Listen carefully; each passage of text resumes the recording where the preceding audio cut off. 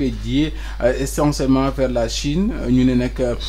quelle est la principale destination des hydrocarbures exploités au Sénégal. La direction de la prévision et des études économiques DPE répond à cette question dans sa dernière note de conjoncture. Elle révèle ainsi que la Chine capte l'essentiel des barils produits par le pays. En tout cas loolu nag bokk ci yëglekaay bi mu xëy samp ne loo ci mën di dégg daal mooy sunu pétrole ba kon ña ngi koy exploité te tu ci ëpp ñu ngi ko dëgg ma li wutale ko ci Chine xëy na dañu xaar Thierno Alassane bind ci tamit laajte foofee fan la jëm boobu le pétrole yëglekaay bi di laas ci xëtu juróomeel ba la ko tënk boo ñëwaatee ci yëglekaay bi ci beneen xët ñett ba coowlu wàllum publication rapport budgétaire bi ne cobbay ci lang gi nit ñi di wax ak wax ba léegi foras daal di xëddan àllina si raw demul tënk dikkul mbaylaar yeex-yeex gi ci am ñuy duppee lenteur ci wàllum nag siiwal yi lépp rapport di xët yu jëm ci wàllum koppar réew bu Sénégal boobaak léegi nag foras daal di xëddan ñii di nag waa finance nee nañ nag ña nga cay leeral lu ci mën di am yëglekaay bi xëy na ci jagleel aw xët bu ngeen ko jënee liir ko ci ni mu gën a yaatoo dañ ci des ba tey ak exploitation sexuelle maanaam ñi nga xamante ni daal dañ leen di jëfandikoo ci seen wàllum xëy na maanaam siifu wala bokk lu jëm ci tëdd leen loo ci mën di dégg lu toll ci téeméer boo jël juróom-benn fukk ak ñaar yu teewlu as lëf nekk ni ci ay ndaw ñu ngi ci nag guuta maanaam ñu ngi ci danger yëglekaay bi laas moo ko xëy xam ne ci xëtamu njëkk ba tey ci weneen xët la CDS exige la libération de Moustapha Diakhaté mi nga xamante ne dañ ko tegee loxo offense au chef de l'État ba tey ci yëglekaay bi laas ñëw ci crise Israël-Iran quel choc pour l'Afrique et si le Sénégal devait choisir en tout cas ak tànneefam ñu ngi ko ci xaar ndax mbir yi doy na waar mbir maa ngay tàng ci diggante Israël-Iran drame bu xewoon ca Mbuur rawatina ki doon yóbbu ñi di jaar ci waax yi di dem ci bitim réew Cheikh Issa Sall juróom-ñaari kaso ràpp la ñu ko tëj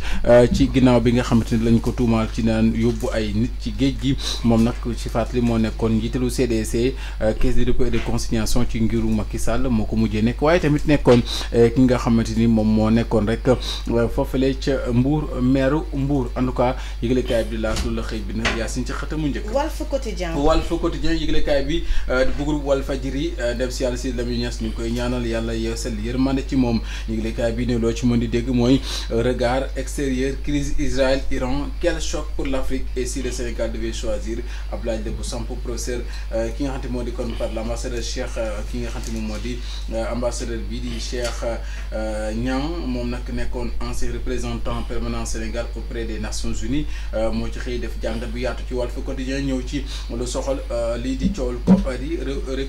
récurrence des levées de fonds du gouvernement maanaam koppar yi nga xam daal ñoom ñu ngi koy wër di lebi rek di wër ci réew bi ci àdduna bi loolu tax nag ñu ne fan la xaalis ba jëm xëy na Thierno dina ci bind laaj ndax it moom mooy laajkat bi ci réew mi jamono ji de puis Sylva Thiam expert financier l'État est en train d'éteindre les donc faux partout Amath Ndiaye professeur en économie pourquoi les rendements des donc eurobonds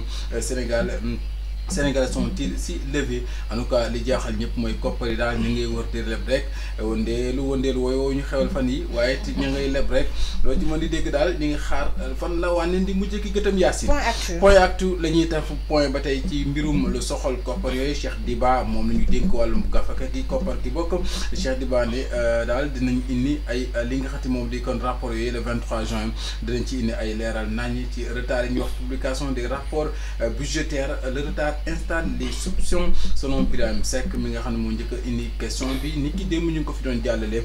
li lëndëm ak it li ñu jàpp ne visibilité ak redevabilité ak it lu jëm ci lisibilité dafa xaw a tumuranke Cheikh Diba kon ma ngay tontu le ministère des finances et du budget parle d'exigence de sincérité et de fiabilisation des données budgétaires en tout cas ci la ñu nekk donc ministère des finances et du budget bëgg na nag daal déterminer montant ak nature dépenses yi nga xamante ni ñu ngi ko def ci rek extra budgétaire exécuté au premier trimestre bu 2024 les inquiétudes montrent sur la transparence budgétaire ci jamono jooju waa FMI nag waruñoo dumóoyu wan ginnaaw li nga xamante moo di Sénégal du samay kàddu bro kii di njiit le forum du justiciable di Babacar Ba moo ko xamle ne FMI ne doit pas lâcher l'état du Sénégal loolee di ay kàddoom moom mi di Babacar Ba bokk bu forum justiciable waaye tamit Serigne Abdou Khadre Mbacké dajale na comité d'organisation bi ngir waajal màggalu Touba bi ci ab CRD di comité régional de développement. Libération libéré lu jëm ci kon affaire des chèques donc dérobés au trésor et empochés par des transitaires. Les dernières révélations explosives de l'enquête, en tout cas les gérants Médina Transit et de Touba Darou Salam Transit avouent un circuit occulte de rétrocommission, j'y arrive, qui passait par un commerçant devenu subitement introuvable après l'éclatement du deal. En tout cas am na ay kon mbuxum ak i loko njuur jëf ju am ci wàllum kon chèque yoo xamante ni dañ ko ne foqal ci trésor am ay transitaires yu ko daanaka mbuxum loolee la yëglekaay bi xëy génne ci Libération ñëw na mit ne lii di coowul lii di affaire du palais de justice de Pikine Guédiawaye. Le juge distribue des bracelets électroniques. En tout cas Mame Boye Diao, ancien directeur des domaines, Abdoulaye Sy ak ancien DAGE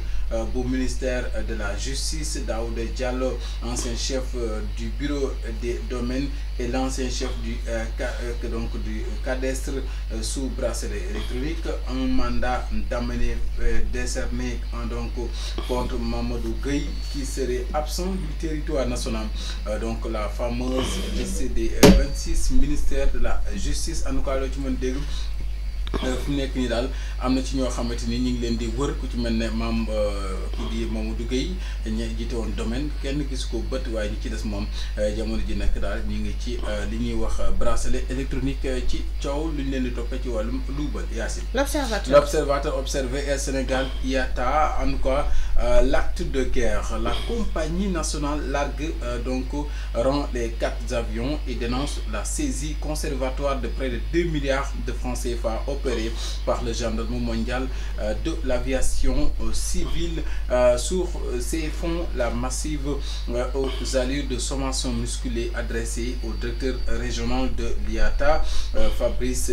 Sahiri, en réponse à ce qu'Air Sénégal considère comme une attaque en règle pour anticiper les turbulences dans les programmes de vol. Le directeur général d'Air Sénégal a saisi le conseil d'administration afin d'obtenir l'autorisation d'affréter de nouveaux appareils, probablement des Boeing. En tout cas Air Sénégal kon jàppale da acte de guerre bi fi nekk nii fës na. Yacine ci l'observateur la ñuy des ba tey sax ak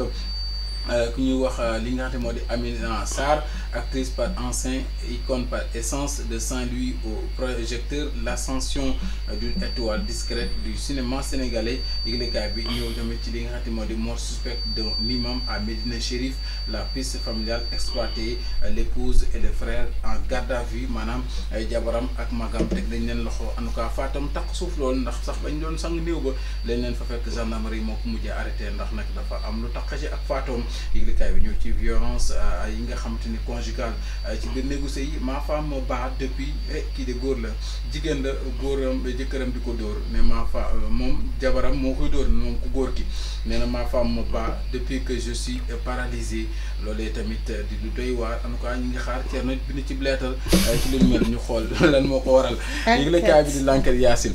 ñu dem ci ak puff tabac chauffé, cigarette électronique. En tout cas progrès ou poison. Yëglekaay bi l'enquête la fësal. Tribune yëglekaay groupe des médias Bougane Gueye Dany njiitalu gëm sa bopp. La saison des pluies démarre. Les paysans attendent toujours les semences. En tout cas l'hivernage arrive avec des pluies qui sont tombées au niveau de certaines localités. La distribution des semences n'est pas encore collective sur tout le territoire. Les paysans vivent les conséquences de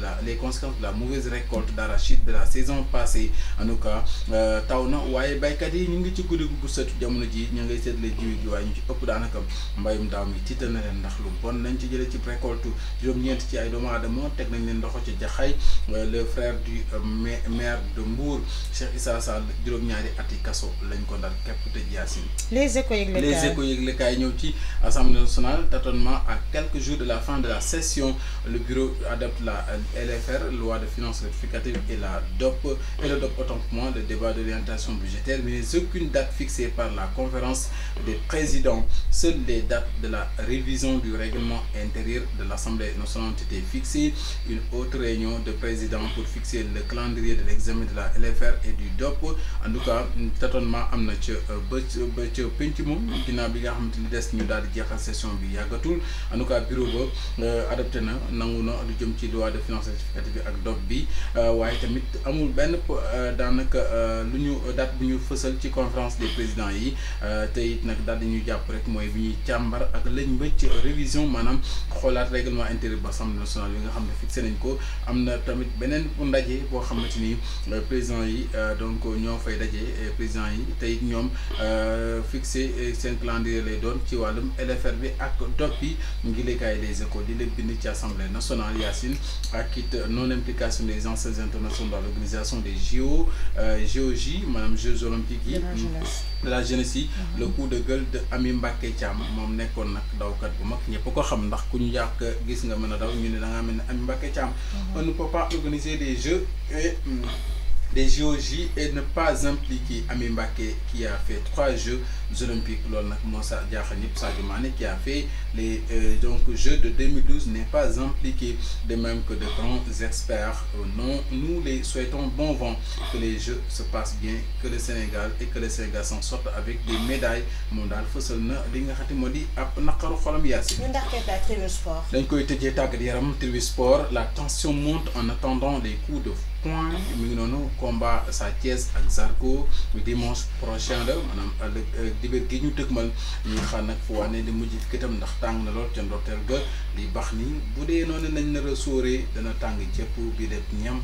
juróomeel édition sargal coach Pape Diouf les anciens joueurs de l'ASC Teranga de Pikine